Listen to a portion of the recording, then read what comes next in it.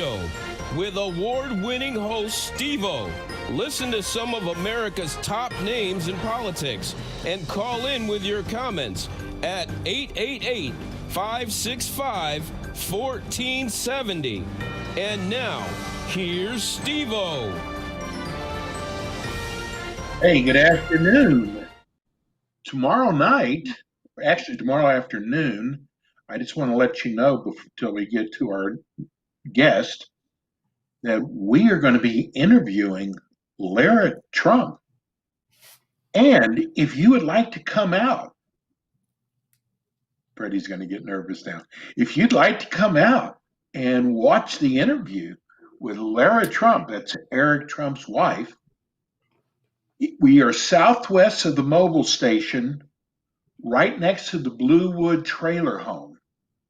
And you can come out and watch us interview one of the top, I guess, of the family members. I mean, she's on Fox, she's everywhere, but she's got a big heart, and I'm so glad. But we really are going to be interviewing her tomorrow, which is really cool.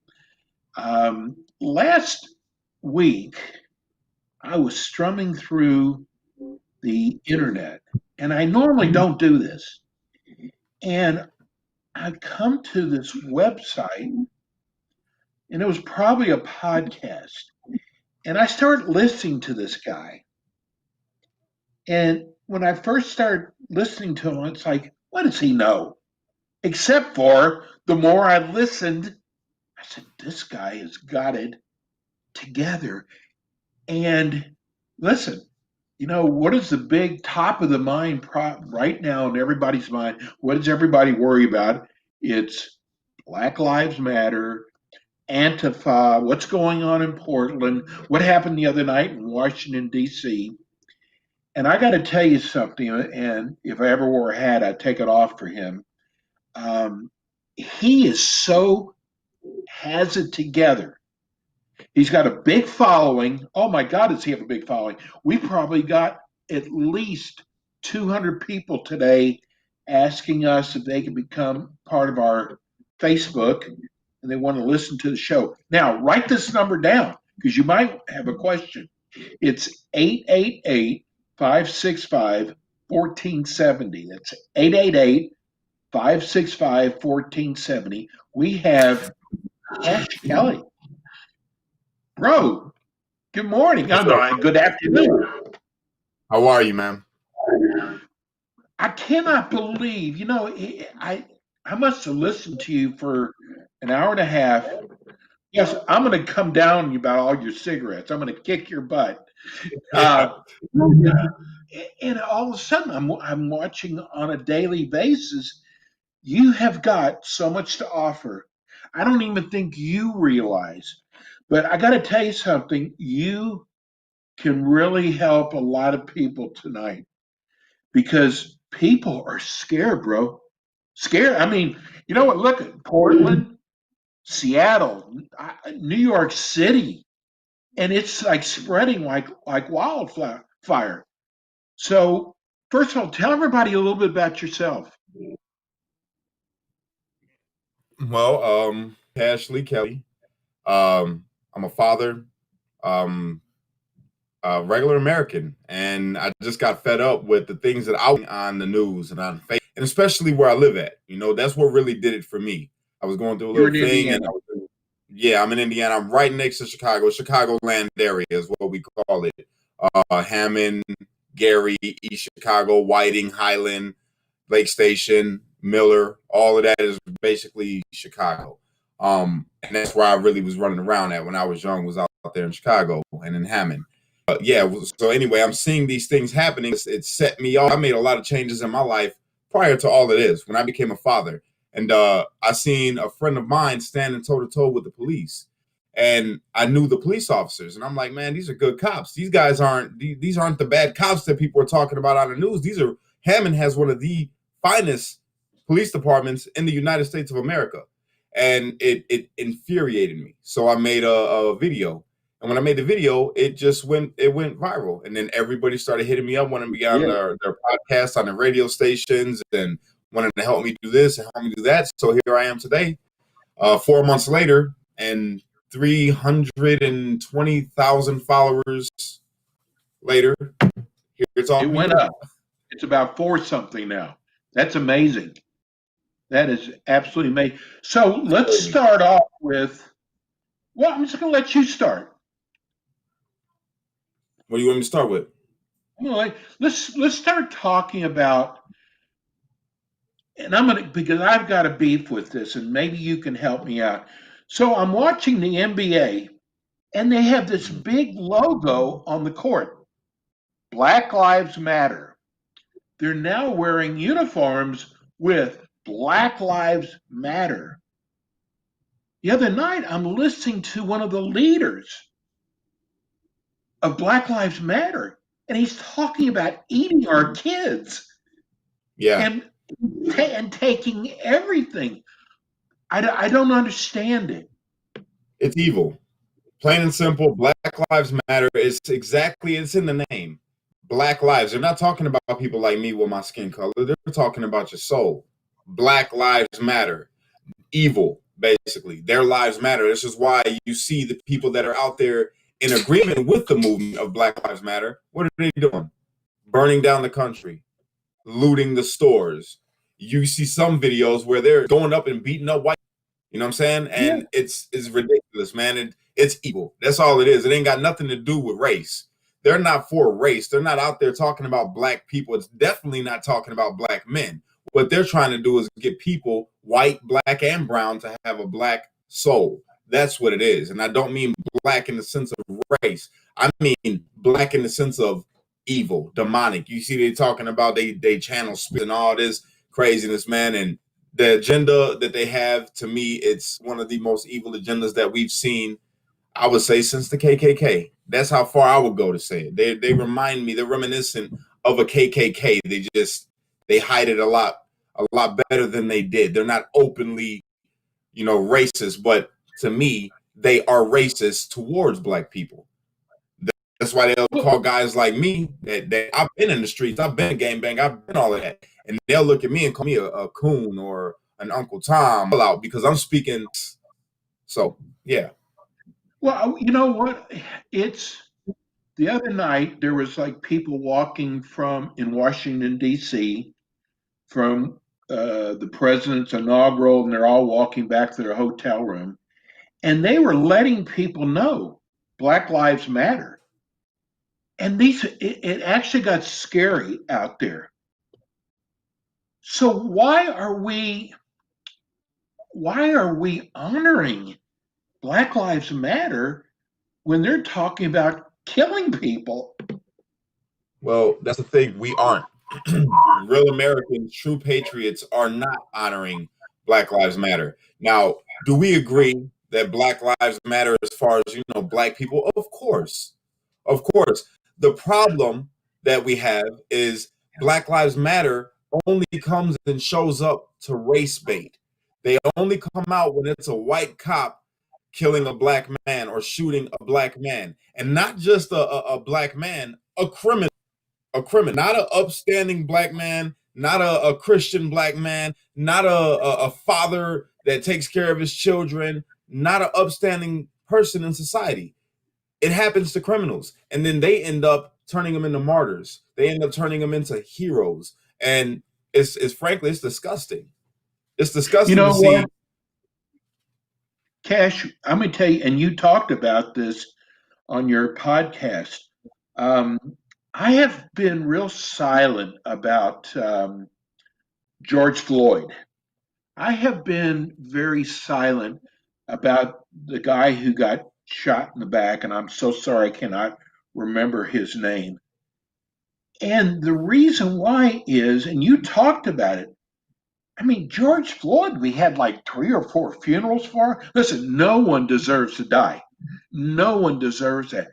But we had 3 or 4 funerals for him, and you were talking on your podcast, he had enough drugs in him not to breathe.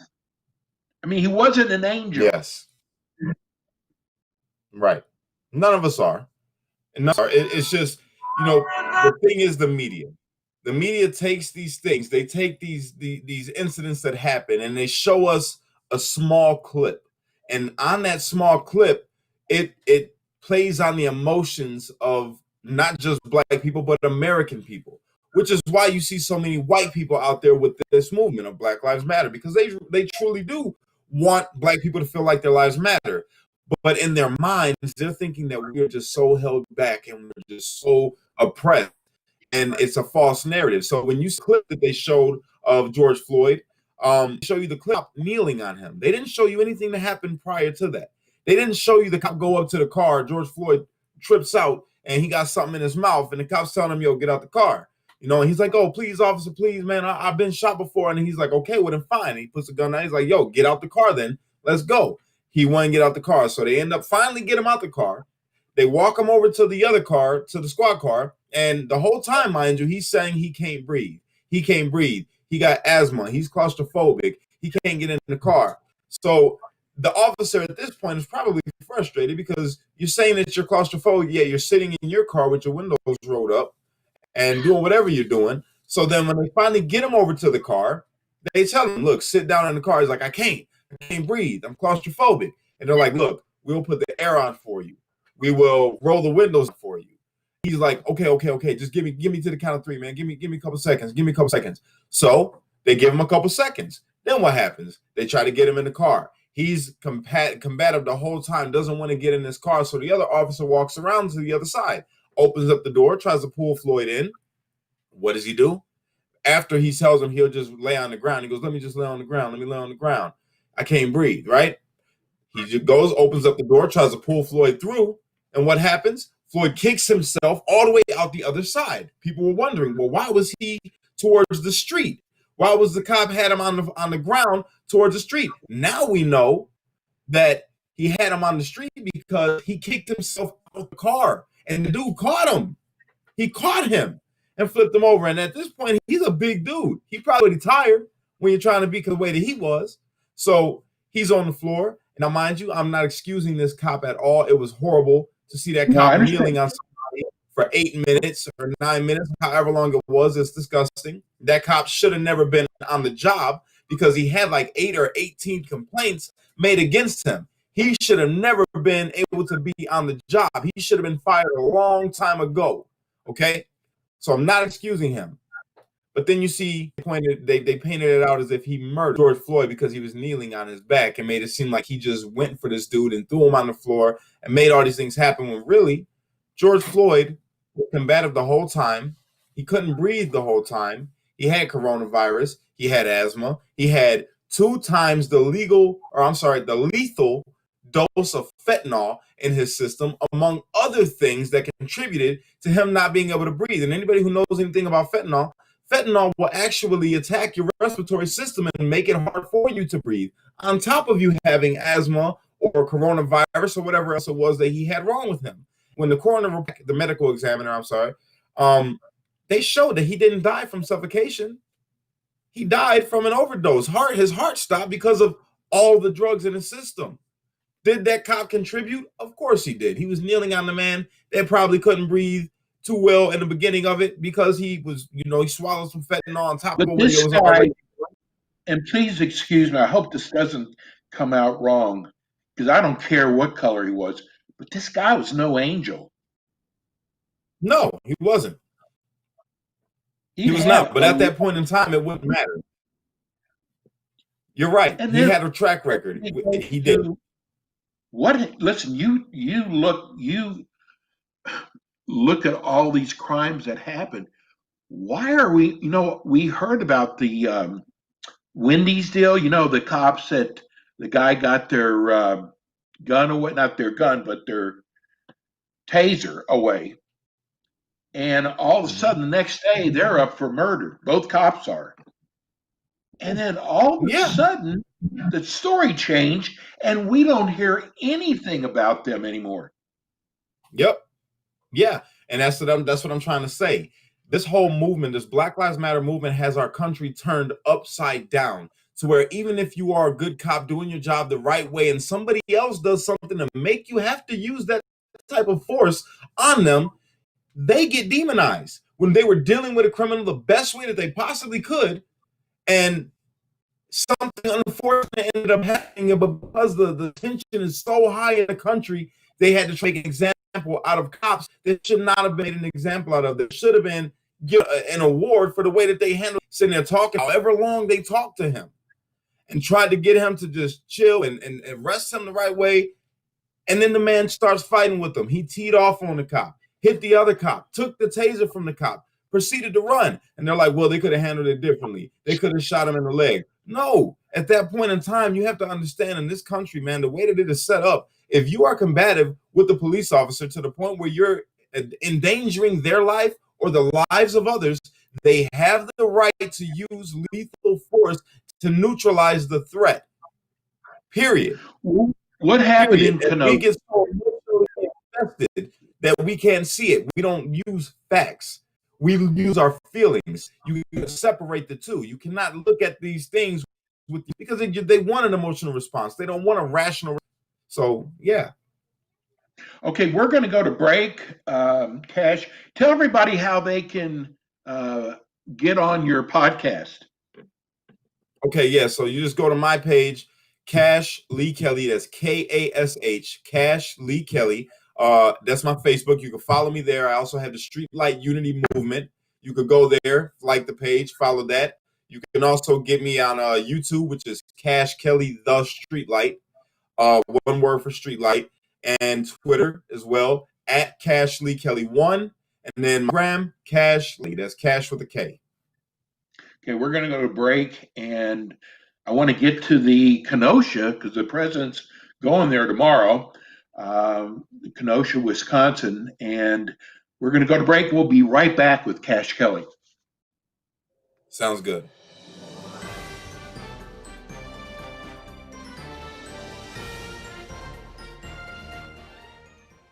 As an experienced personal injury attorney, Shane Farnsworth understands the key to success in your case. You are entitled to compensation for your injuries, medical bills, lost wages, and personal loss. Mr. Farnsworth will go to trial if you are not offered the fair settlement that you deserve. The law offices of Shane M. Farnsworth, VA, has established itself as one of the leading personal injury law firms in the South Florida area. They give all their personal injury clients a promise. If they don't recover monetary damages in your case, you will not pay any attorney's fees. Shane M. Farnsworth, VA, offers a free consultation to evaluate your legal case. If they take your case, they only get paid if they win. Whether you've been injured in a motor vehicle crash, slip and fall, workplace accident, or through the negligence of someone else, you need attorney Shane Farnsworth fighting on your side. Call now for a free consultation. That's 561-272-8337.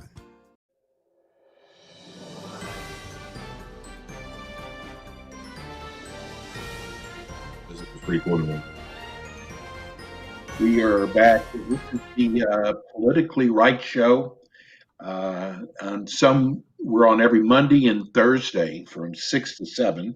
And some of it's Ask the Experts. It's depending on who we can get on the show. Tomorrow we're going to be interviewing Lara Trump, and that ought to be a great interview. Also, we've got here Cash Kelly, and I got to tell you, everybody has seen the picture in Kenosha. Now now that one.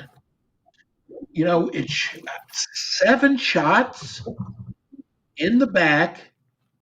So explain that. Well, not much to really explain. See, this is the thing. When you get the news, like once again, the spin that they put on things to get an emotional response, they play on black anger. So what we saw initially was a man walking around his car, trying to enter into his car, and being shot 7 times in the back. Okay, that's what we saw. Then everything comes out. And the truth of the matter was, there was a phone call that was made to the police about a domestic dispute. We got the story as he was helping break up a fight. What the police stores, what they call, you can listen to the scanner, was he was the aggressor and he was a part of the domestic dispute, not breaking it up, but a part of it. Police show up on scene, and mind you, they already got his name from the police scanner. They say his name, so they run his name, and I gotta say allegedly because I'm live as well on Facebook right now. So allegedly, this man has a lot of different charges as far as sexual assault, He had a warrant for his domestics. arrest. He had a warrant for his arrest, exactly. So they pull up knowing that they have to make an arrest on the man that ended up getting shot. So when they go over to the place, they start fighting with him because he starts fighting with them. They try to tase him to get him down. They tased him not once. They tased him twice. All right. Dude ends up shaking him off somehow and ends up walking around the car like we've seen, holding what appeared to be a knife. Yes. And he gets in his car, and you see the whole time the police are telling him, drop the knife. Drop the knife. Don't you do it. Put it down. Don't you do it. And what's he do? He does it. He gets into his car. The police try to pull him back. Then they fired on him. Now, the main thing to understand here is all the facts, right? The main thing to understand is there's no scenario where this man was not going to jail. He was going to jail no matter what because he had a warrant for his arrest. So had he have gotten into his car and gotten away from the police with his children in the car, because that's a big thing that people are talking about. They did it in front of his children, right? Well, what if he would have gotten in the car? The police would have had no choice but to chase him. So now he's in a high-speed chase, or he would have been in a high-speed chase with his children in the car, okay? People aren't thinking about that. Now, you got to also look at this. The man said he allegedly said that he had a gun. So after he got into a fight with the police officers, and he was walking around and already wielding a knife, he's saying he's going to go get a gun out of his car. So when they're telling him drop the knife, don't do it, don't do it. And then he opens the door, they try to pull him away, and you look, it looks like he reaches in the car. That's where he dropped the knife. They think he's going to go get a gun. That's what I would think if I just got into a fight with somebody and I got my gun drawn on him. I'm thinking you're going to go get a gun and you're going to try to pop at me. So they opened fire. People are saying it was excessive to shoot 7 times. I, again, will say, no, it was not. They are trying to neutralize the threat, period. They could have emptied the whole clip in them, and it would have been a matter of opinion on whether or not it was excessive, but the law says neutralize the threat. You can shoot as many times as you want to neutralize it. He was, and then on top of that, when you look at his criminal history, alleged criminal history, so I don't get banned from Facebook again, he got some sick stuff in his record, man, and he's not the type of person that I would even want around my children, let alone to have his own. So Exactly. yeah. Hey, we got a caller. Let's go to our phones. We have Chris. What's up? Hi, Chris. How's it going? Good. Where are you calling from? All right. I'm calling from Muncie, Indiana. I just talked with Cash Kelly not too long ago. How you doing, brother? What's going on, my brother? How's everything? All right. Going good, going good. I was happy to hear you guys talking about this. Say again? No, go ahead. Okay, I thought I heard you say something there. I'm just happy to hear you guys talking about this, and I just think it's very interesting that I hadn't heard until just today what the initial call came in as. But did anyone say that his children were in the car to begin with? Was that part of the initial call? No, not that I'm aware of. No. Okay. And the reason I say that, the reason that's interesting to me, and what you were just talking about there, as far as firing the weapons, I'm a former police officer, and when you go, number one, when you get a call to go to a domestic, those are some of the most highly charged calls that you go on. And when you're familiar with the subject and you know that the subject might possibly have other prior criminal history, maybe the person's wanted, if it's who they think it is and he's got a warrant, you know it's going to be charged. Nobody's looking up into the car to see if the kids are there. They probably didn't know the kids were there. He put his kids in that position. They did not. Moreover, and the other thing, and the most important reason I called, is when you're trained, when you're shooting, when you go out and you're shooting under normal, good conditions, What they're training you to do is muscle memory. And when you're shooting in 3-round bursts. Pop, pop, pop, pop, pop, pop. So some instructors train you to shoot 2 rounds. Some instructors train you to shoot 3. The fact that this guy was only shot 7 times is honestly amazing. Exactly. And you know, another thing too to touch on is that in the domestic call, people don't know this, but that's one of the most dangerous calls that a police officer can get. That's a lot of times where a police officer has gotten shot. Yeah. So, Chris, Seattle is now saying, and so is New York, that instead of sending a police officer out for a domestic, they're going to send out like this crew of people to talk them down. And it's like you and Cash both said, that's one of the toughest calls to make is domestic violence. And they're pulling the police out of that. Bad move. Very bad move. I don't even know what to do with that. You get into a situation where I don't care how many people you take. You could take 12 people. I mean, you know, if you're in a position where you're in a city where there are lots of police officers, you look at Chicago or New York, and you might have 5, 6, 7 police officers answering a domestic. Just because they're rolling up there with 6, 7 people deep doesn't mean somebody can't pop off a couple shots. So send a whole bunch of social workers, send a whole bunch of psychologists or preachers or whatever you want to send. But if these people aren't wearing bulletproof vests and they don't have ways to protect themselves, how many of these people are going to wind up dead before they say, well, that wasn't a good idea? I know. Exactly. And what's going to happen until they finally figure that one out? I mean, I heard the mayor of Portland say that they don't want any help. They had 2 killings the other night, but they don't want any help. And now they're trying to blame the president that this was his fault, when all I've seen, maybe you guys know different, all I've seen is he has been offering help and they turned it down. You know, the president came in and said, I'm going to bring our soldiers in. And the mayors and the governor said, no, you're not. You're not a king. That's up to us. So now the president's doing what he's supposed to, is he has to get permission now. But look what's going on. In whether it's New York, Chicago is a whole nother story, isn't it, Cash? Oh, yeah. Big time. I mean, is there anything that can be done about all the killings in Chicago? Because the last 2 mayors haven't figured it out yet. Well, I mean, look, this is the way I see it, man. Growing up where I grew up, it's just a different culture. You know, and when you got people in poverty,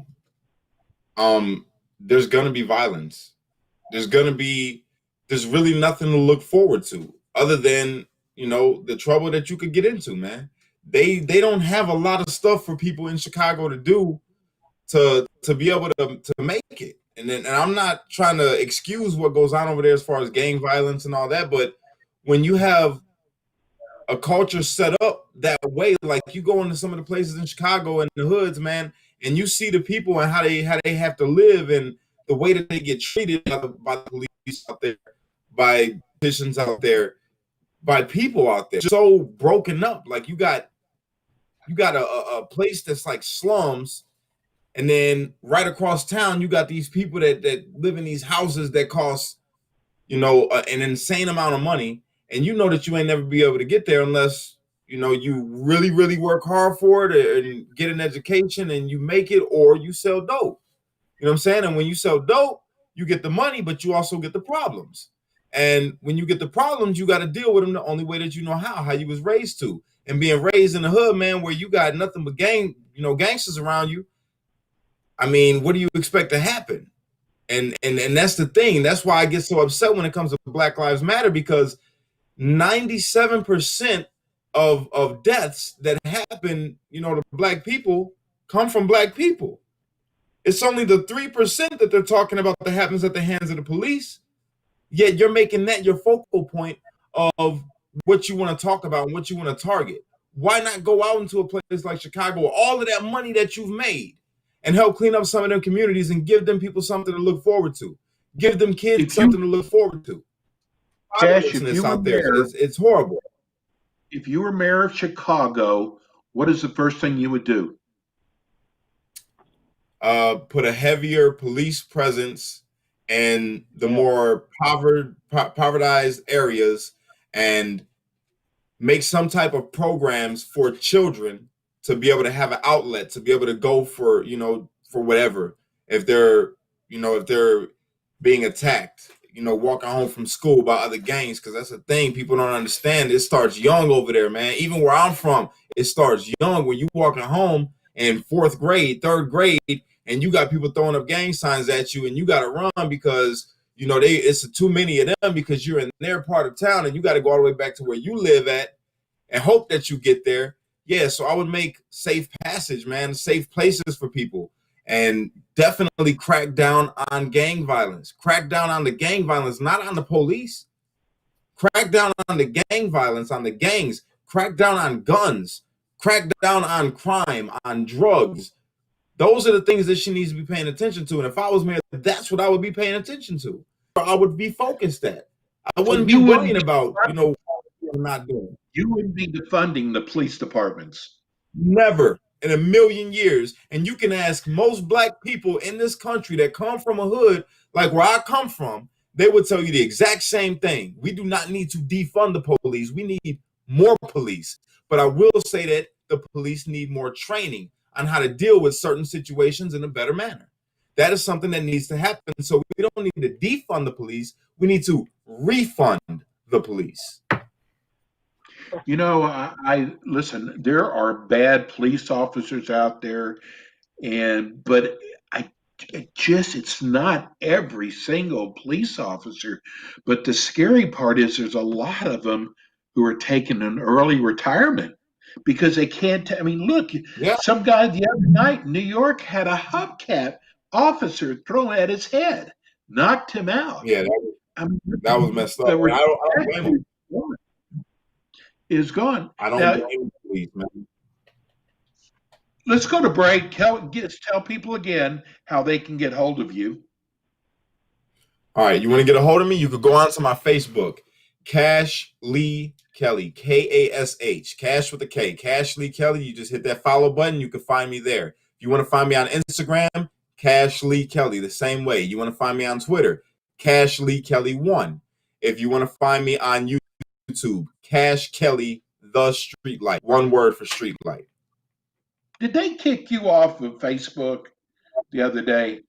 Yeah, they banned me, which was okay because I got a lot of other platforms, which, by the way, everybody that's here right now and listening, if you have not had the chance and you like truth and you like freedom of speech and you do not like to be censored and you want to get some real accurate information, be able to give accurate with the peace of mind of knowing that you're never going to be banned, then you need to go and check out pilled.net, Pilled, pilled.net. I guarantee you will fall in love with that site.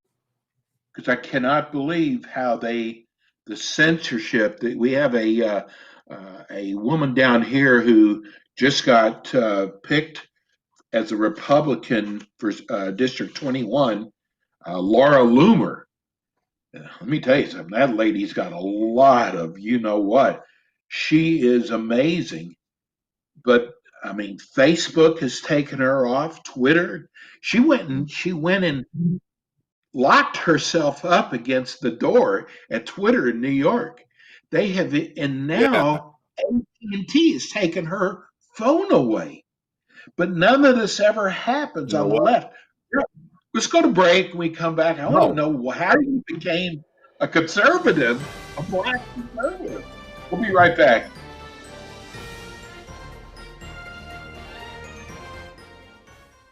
The law office of Paul S. Labiner has been providing quality and cost-effective legal advice to professionals, businesses, individuals, and families throughout South Florida, New York, and New Jersey for over 3 decades. Their mission is to provide personalized service which ensures that you, your family, your business, or your assets are safe and protected.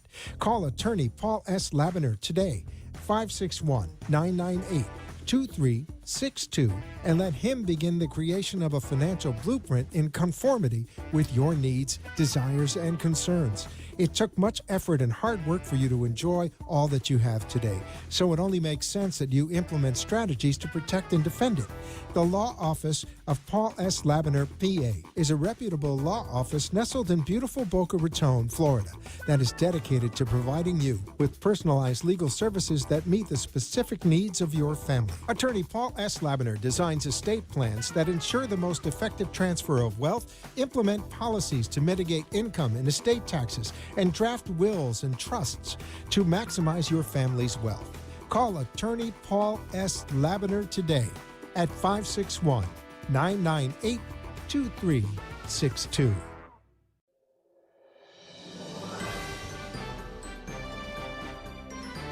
Dope, you guys. I'm surprised. Okay, we're back. Well, I heard something this morning. You know, the numbers came out, the TV numbers came out about the DNC and the Republican Party also.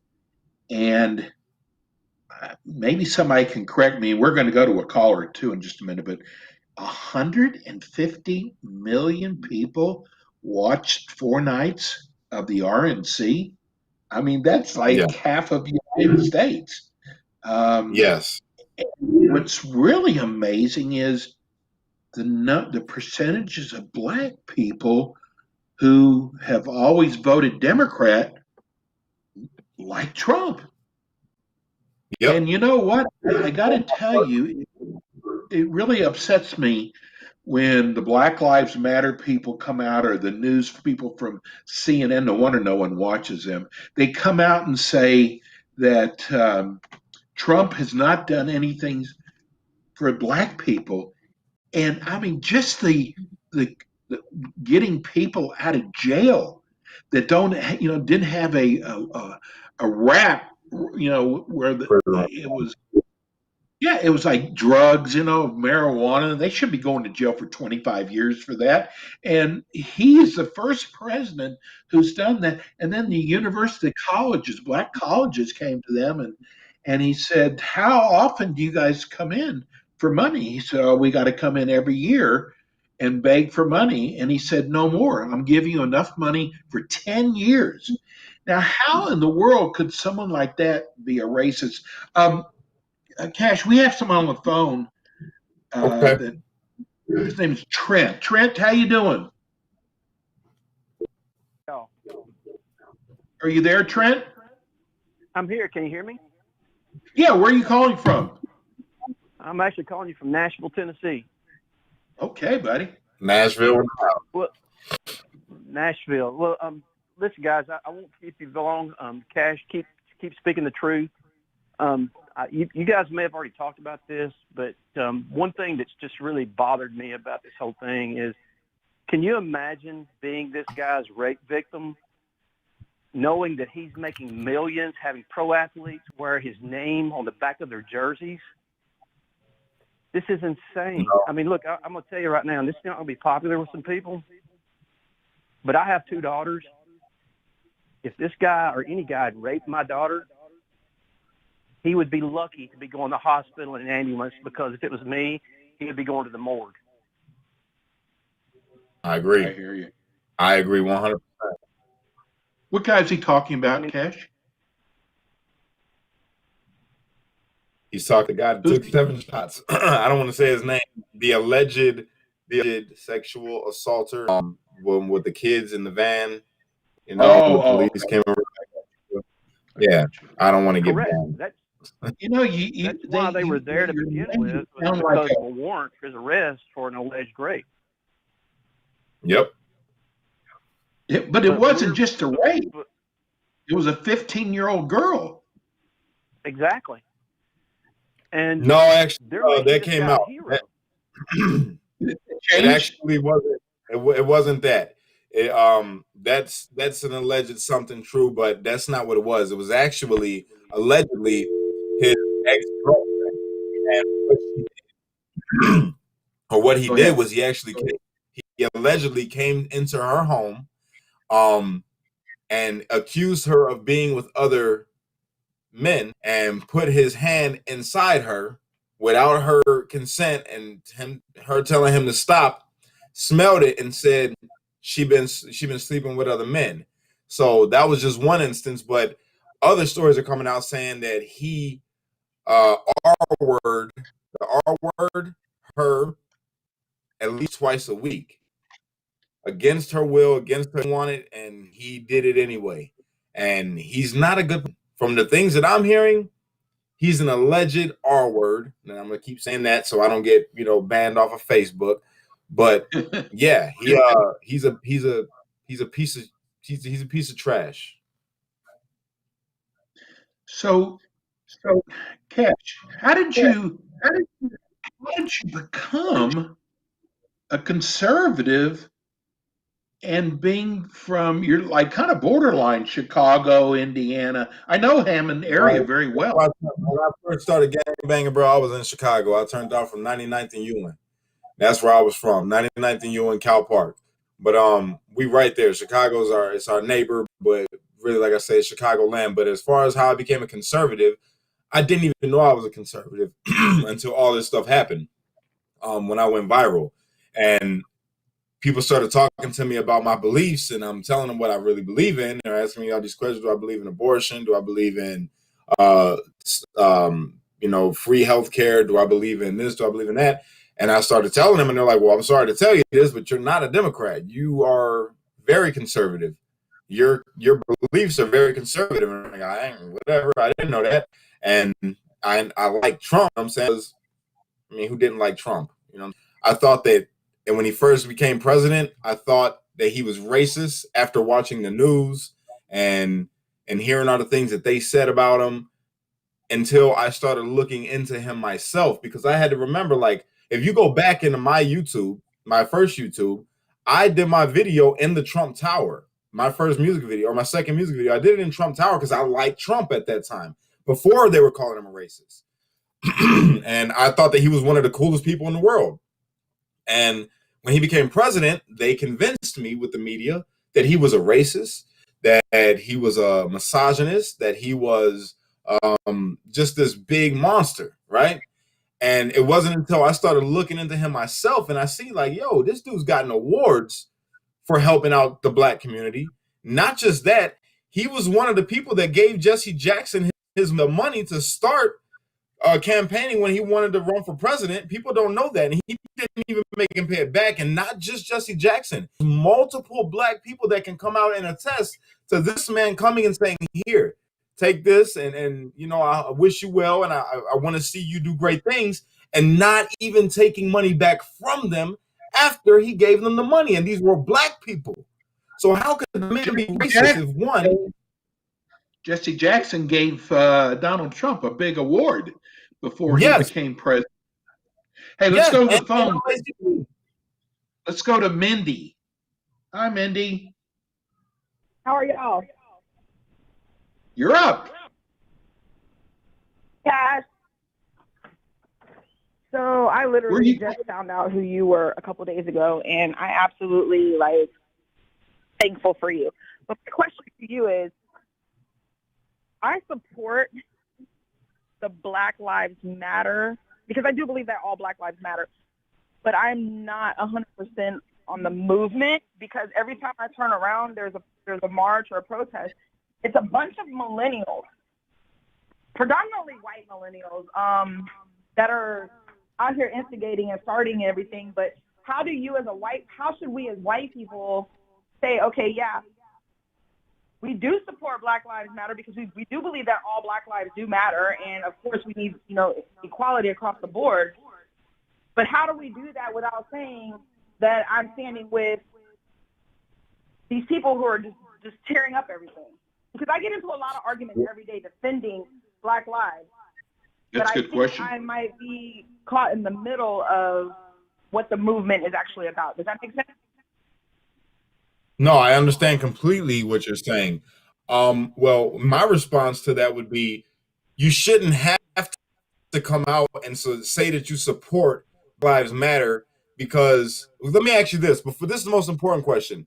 Why Okay. do you feel the need to have to support Black Lives Matter? What is it about the movement that makes you feel like black people need the attention of the world to acknowledge that their lives matter? What is it for you?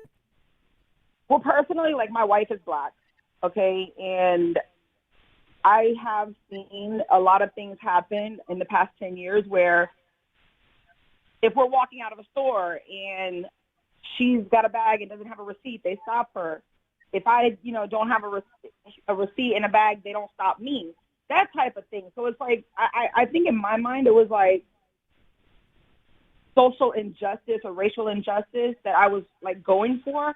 But then when the whole Black Lives movement started, it was like, okay, you know what? Yeah, their lives do matter. But I was brought up in Tampa, Florida, in the predominantly Black area, actually the hood. And so I've seen a lot of things go on. And my friends are like, well, if you don't go against the police or you don't do something wrong, you don't have these issues. But that's not always true. That's not true at all. Targeted just because of the way they look.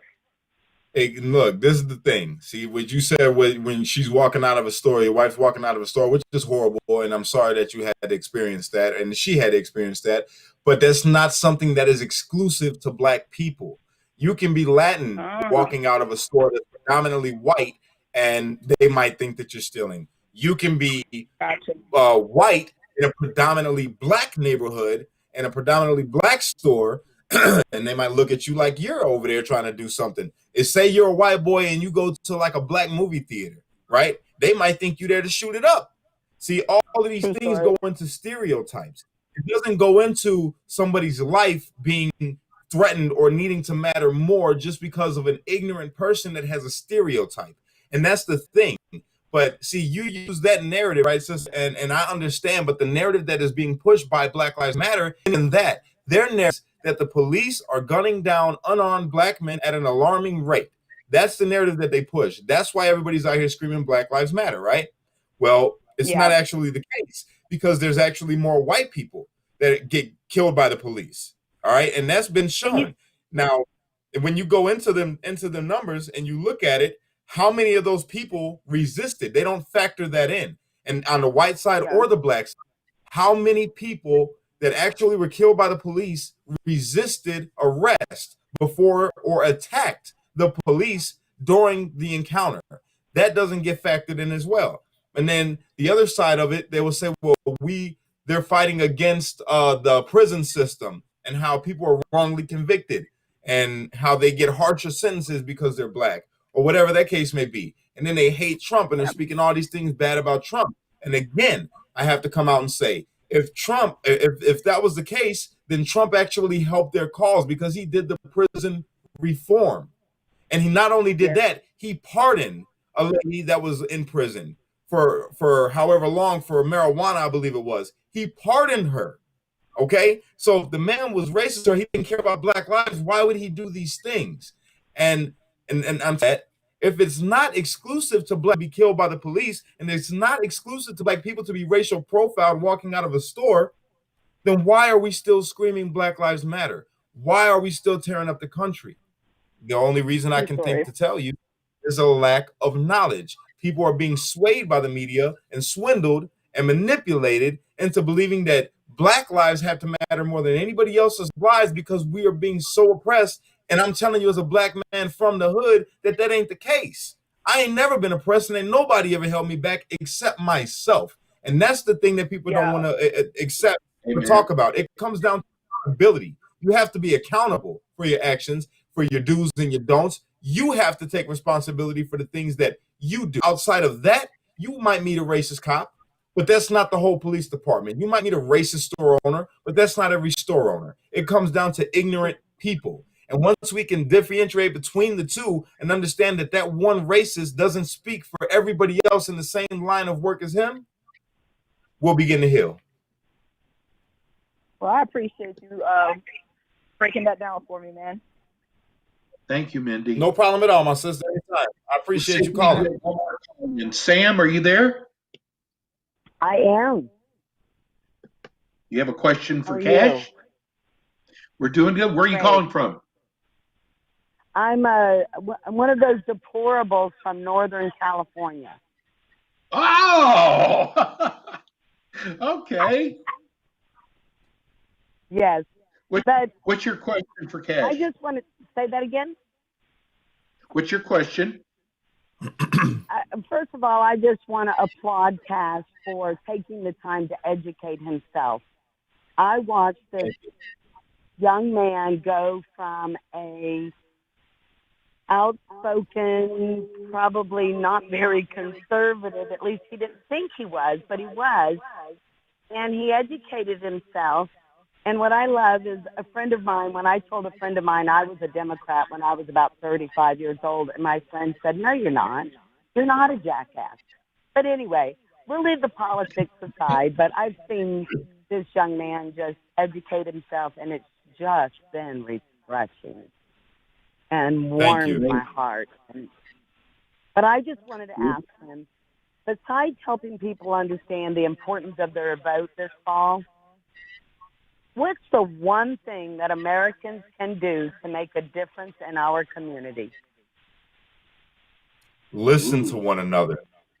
Listen to one another. That right there is a big thing, because nowadays people are so closed off from each other. We only really communicate over social media, and we have disconnected ourselves from our communities. We don't even know who lives 5 houses down from us anymore. People barely talk. So get out there and get to know your community and get to know their struggles. And if you really want to make a difference, then you just help out the person next to you. You meet the need anytime that you can. When you see somebody and it's not going to hurt you, like you're not going to go beyond your cable toe and you're not going to choke yourself out from helping, that's going to make the difference. When you can help, help. When you can lend a hand, lend a hand. And don't do it from a place of you want something back. Do it from a place of, like you just said, you want to help your community. And that right there will help in a lot of things. It'll help in the racism, It'll help the anger. It'll help in the hopelessness that some people have, that they don't even have hope in people anymore because no one helps. No one cares. So just care a little bit more. Get to know your community and help when you can. Boy, you are God sent, bro. Thank you brother. so much, and I really appreciate your message. Appreciate you, sister. I love you. Have a good one. Listen, you were just getting. Love you, Cash, and we know unite, don't fight, and be a street light. That's right. We know your message, That's right. And we love your message, and we thank you for it. No problem. I appreciate you. You've just heard in the last hour about 10% of what's in this man's heart. And he has got so much to share. And you're definitely going to be coming back, bro. You know that. I mean, we had 5 or 6 calls already today. People love what you're saying. They like the message that you're bringing. And you know what? God's using you right now. There is no doubt in my mind. All you got to do is reach one person, right? One person. Yeah. And maybe there's, someone out there that says, you know what? I want to be like Cash. So I can't thank you enough. Let's tell everybody how they can reach you. Okay, if you want to reach me on Facebook, you can hit me at my personal page, which is Cash Lee Kelly. That's Cash with a K, Kash, Lee middle name, Kelly last name. On Twitter, at Cash Lee Kelly 1. On Insta, Cash Lee, all one word. Streetlight Unity Movement, that's also my fan page on Facebook. And then pilled.net, PILLED.net. Go there. If you really want a red pill, go there. If you want to go down the rabbit hole, go there. That's the place to be. So I really appreciate you guys, man. Everybody that's tuned in right now, everybody that called in, thank you so much. I look forward to the next time of being able to be on this show, man. Thank you so much for having me. I really do appreciate it, man. We're going to have you back once a month. This is a big election coming up in November, and I want to have you back again next month. You're the best, Yo, man. no, God I'm bless not, you. man. God is the best, and He's using His vote. But let me tell you guys, get out there and vote. I don't know if they can see this right now, but I just got my voter registration in and let it be known. I'm voting this year, and you better vote Trump. If you believe in America and you want us to be back winning again, being great again, vote Trump 2020. Make us an exporter, not an importer. Strong, not weak. True Catch American, Kelly. the way we were. Gotta go. He'll be back again next month, I promise you. God bless, bro.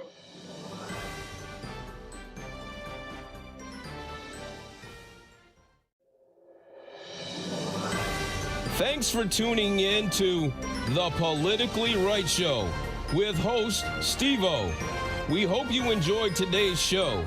Tune in Mondays and Thursday for more Politically Right with host Steve-O.